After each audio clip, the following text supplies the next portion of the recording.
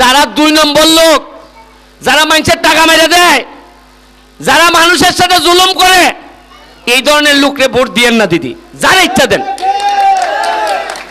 যদি মনে করেন যে টাকা মেরে দেয়, মানুষের হক নষ্ট করে, এদেরকে ভোট দিয়েন না দিদি। কারণ আমি নিজে ভালো মানুষ, আমি ভালো মানুষের সাথে সংসার করতে চাই। আমি আচ্ছা এখন এইটা কথা তো কইতে কইতে গেলে লজ্জাই লাগে কইতে।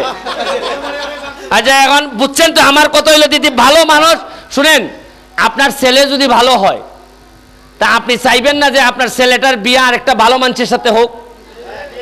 আপনি যদি ভালো মানুষ হন, আপনি আপনার বিয়াই বানাইবেন কোথায়? একটা বাটপারের সাথে না আর একটা ভালো লোকের সাথে? তা আমারে যদি এমপি বানাইয়ে মনে করেন আমি ভালো লোক, তাহলে অবশ্যই আর একটা ভালো লোককে নেতা বানাইবেন। তাইলে সবাই মিললে যেন আমরা সোনারঘাটটার একটা বঙ্গবন্ধুর সোনার বাংলা বানাইতে পারি। আর নাইলে যদি যে একটারে ভালো দিলেন, একটা বাটপার দিলেন, আর একটা 2 নম্বর দিলেন, তাইলে কি দিদি উন্নতি হইব? খালি মাইরা দিব, কাটিং কাটিং। এটা আমি সহ্য করতাম না। দরকার হইলে আমি তালাক দিলাইমু, তাও এর সাথে সংসার করতাম না। বক্তব্য দিবার লাগে আইছি না। এটা নেতারা বক্তব্য দেয়, আমি নেতা না, আমি আপনাদের সুমন, ব্যারিস্টার সুমন। আমার এমপিও ডাকার দরকার নাই।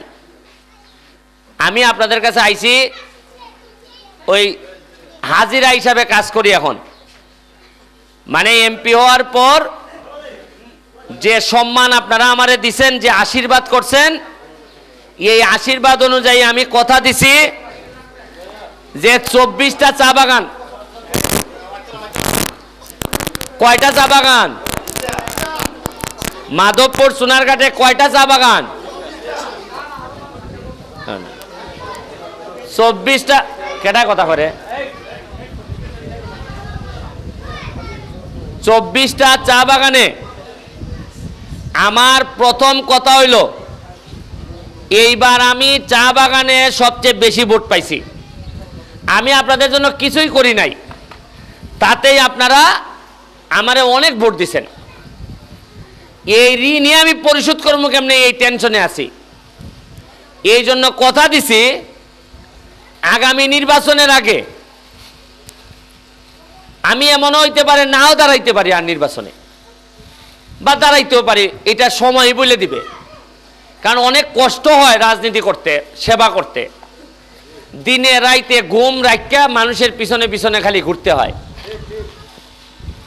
আমি কথা দিছি 24টা বাগানের একটা বাগানও আগামী নির্বাচনের আগে বলতে পারবে না যে এদের মন্দির নাই, এদের নাচগণ নাই, এদের রাস্তা নাই। একটা বাগান বলতে পারবে। খালি জোয়াল ভাঙ্গা না, আমো নলুয়া রাস্তা করে দিব, আপনাদের এই রাস্তাটাও করে দিব। এই যে স্কুলটা আমার এইখানে, উনি কইল যে আমি নাকি 6 বছর আগে ফ্যান দিছিলাম। এই সময় তো আমি কিছুই ছিলাম না, মেম্বারও না, চেয়ারম্যান তো পরে, এমপি তো পরে। যেই ছেলে 6 বছর আগে, যখন আমার বয়স ছিল 38, এখন 44, 38 বছর বয়সে যেহেতু জোয়াল ভাঙ্গাতে ফ্যান দিতে পারে, 44 বছর বয়সে তো এই ছেলে এমপি হয়ে গেছে। মনে রাখো, এই স্কুলের যা লাগে সবই আমি দিব এখন। আর আমি যা বলি আমি করি। আমি ওই যে মজা মারে পজা পাই আর আমরা খালি বৈঠা পাই, এরম লোক আমি না। এরা আইসা কইব আরে ভাই বৈঠাটা, হ্যাঁ, ইটা না। আমার কত হইলে এখন নগদ কাম কিতা করছো কও, কাম কিতা করছো এটা কও।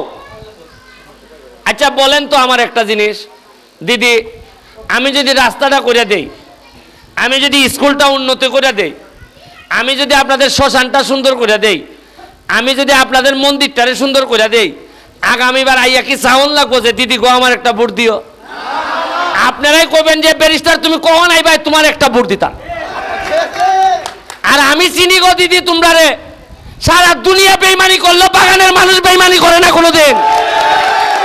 বাগানের মানুষ রে একটুক দিলে এর কলিজাটা খুলে দেয়। এ আমার জানা আছে, আমি এই জায়গায় বড় হইছি। সুতরাং কথার বাড়াইতাম না। এই যে বেঞ্চির লেগে, তোমার বেঞ্চির লেগে আমি তোমার নগদ 50,000 টাকা বরাদ্দ করলাম, এই বেঞ্চি দিবা খালি এখানের মধ্যে। বাচ্চাদের যদি ফ্যান লাগে ফ্যান আমারে জানাই ভাই। আর রাস্তার কাজ আইতেছে, আগামী সেপ্টেম্বর মাস থেকে কাজ শুরু হইব, তখন আমি এগুলা করবো। তারপর তোমরা একটা ব্রিজ লাগে ওই পূর্ব সানপুর্নি কয়, এখানে একটা ব্রিজ হইলে বেলে সোজা যাইতে পারবা।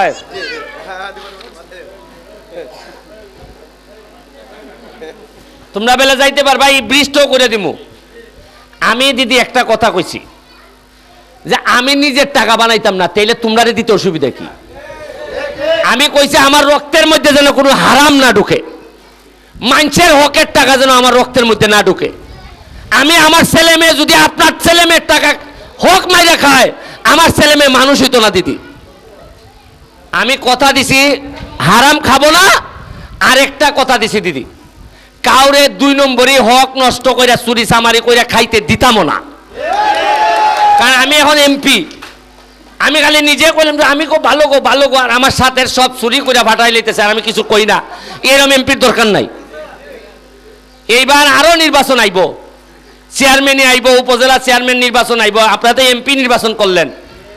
আপনাদের কাছে আমার একটা অনুরোধ, যারা 2 নম্বর লোক, যারা মানুষের টাকা মেরে দেয়, যারা মানুষের সাথে জুলুম করে, এই ধরনের লোককে ভোট দিয়েন না দিদি। যারা ইচ্ছা দেন,